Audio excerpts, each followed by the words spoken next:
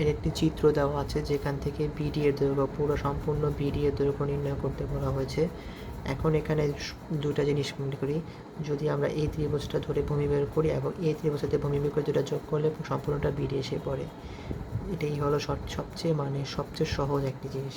তাহলে আমরা যদি অতিভুজ দেওয়া আছে তাহলেই আছে, তাহলে আমরা দেখি 37 স্কোয়ার মাইনাস 12 স্কোয়ার, তাহলে এখানে রুট ওভার দিতে হবে।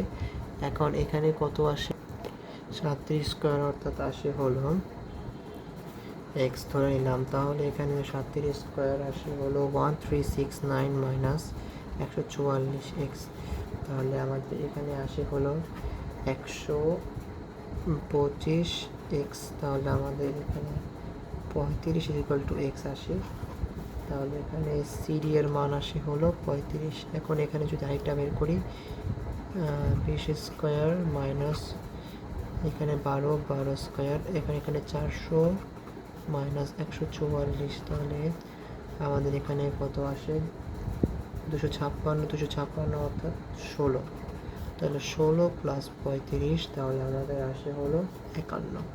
তাহলে আমাদের সঠিক উত্তর হলো 51 সেন্টিমিটার। আশা করি বুঝতে পেরেছি।